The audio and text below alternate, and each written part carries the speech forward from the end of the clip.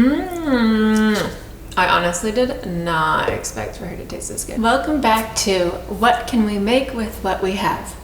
A good motto for the kitchen and in life. What I mean by what can we make with what we have is starting with the ingredients to make a recipe versus starting with a recipe to retrieve the ingredients.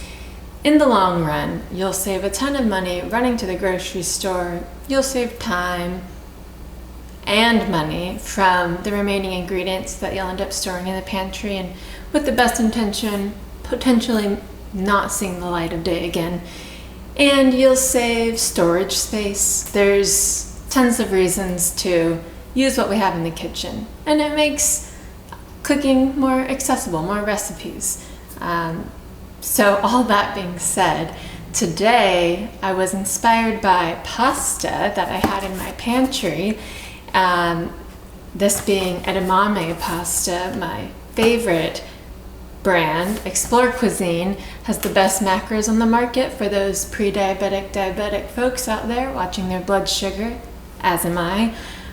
It's got 25 grams of protein per serving made from edamame and a net total of 7 carbs per serving. So really amazing for if you're looking for low carb pastas. Now having our base ingredient today, I wanted to make a pasta I wanted to make a pesto, but I didn't have any basil. So I was thinking, what else can we use? Lucky for me, I am growing some cilantro from my hydroponic garden, which I grabbed here. The idea is when getting creative and finding alternatives for a recipe is that we think of what that recipe and that dish gives to us in flavor and in texture. And so when I think of pesto, I get creamy, herby, tangy, zesty, and a lot of that's inspired by traditionally lemon zest, creaminess from Parmesan cheese and olive oils and fats like that, pine nuts, and the original herb being basil. Today I'm gonna make this recipe dairy-free, which means we'll be replacing the Parmesan cheese with another kind of high-fat, creamy ingredient when blended, which surprisingly in the kitchen, in a plant-based kitchen, there can be a lot of ingredients to do that. And I was happy to find that I had a bunch of hemp seeds in my pantry, so we're gonna be trying that out to replace that kind of creaminess we're looking for, along with nutritional yeast for a little stronger flavor, that sharpness that comes with Parmesan cheese, and a few more ingredients. But I want to start with the fresh ingredients first, just to chop them up, see what I got, and then we'll throw in the dry ones once we're ready. Everything's going in the blender, so we don't really need to chop things up too finely here, but I do want to make sure it has an easy start and just getting a couple of these chunks broken up here. I don't have a problem with stems of cilantro, so I'm gonna throw those in. If I didn't have this half lemon in my fridge already, I could use lime, maybe vinegar, give her a try. I just realized I might want some of this zest and save that for later. So really, we try to throw away as little as possible in this kitchen. Most things end up in the compost, so there's really not much being tossed out. I don't believe in trash. But regardless, the white part I am sensitive to, so I'm gonna slice that off there. All right, so we wanna add in whatever kind of tart tang we got in the fridge, some cilantro, and then of course I do always have garlic. If I didn't, I would do shallots or garlic powder. Another alternative to, if you're out of garlic, I just remembered scallions, if you have that, or just trying to throw in more herbs for that strong flavor. Or, oh, this is a good one I've been wanting to try, is instead of, if you're out of citrus, lime or lemon, trying to use that kind of acidic replacement from the pickling juice that you might have in your fridge. I always have something pickled in my fridge, and that means it's got some extra herbs in there, so that would add a nice acidity and complexity of herbs in there as well.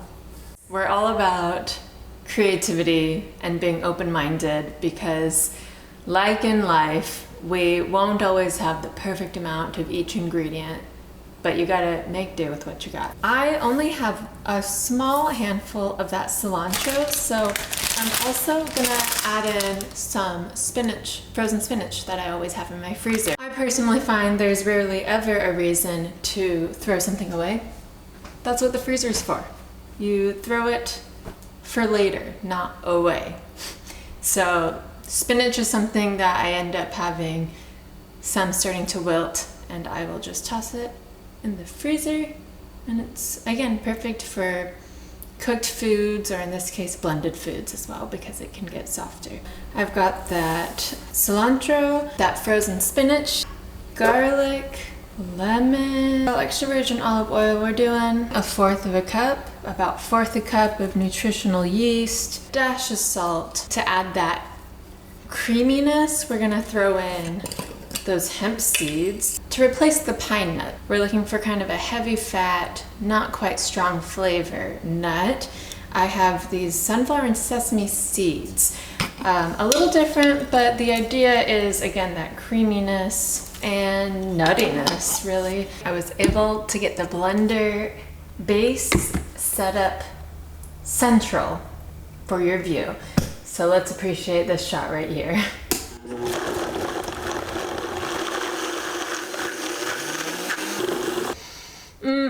Ooh. Yum. Really tangy and flavorful. Just because I'm having a hard time blending this, I have no problem adding in a couple more of those fattier, creamier ingredients. What else do I have that's green in the fridge right now? Napa cabbage would not be ideal because it's too water crunchy. I'm open to a lot of things. I'm not even sure about this one, but I am gonna throw in a couple pieces of my leftover broccoli. Bought a bag from my little Mexican market. It came in with swear it was like 20 jalapenos. Amazing, and I was not going to use them all at once. This is frozen with working with what you got.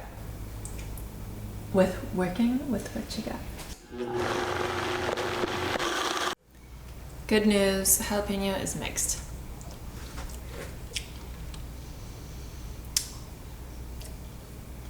And she got better. What? Wait.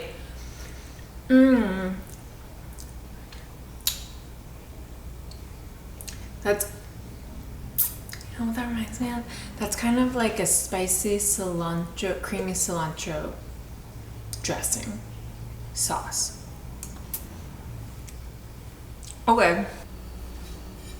Here we have our scrappy pesto made with all the ingredients in our kitchen.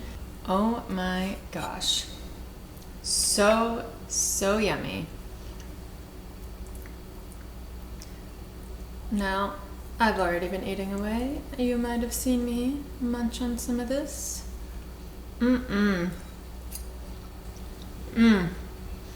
Before I eat this whole plate, any leftovers of this pesto, or with really any recipe, as you might have noticed, my method is you can freeze it and save it for later.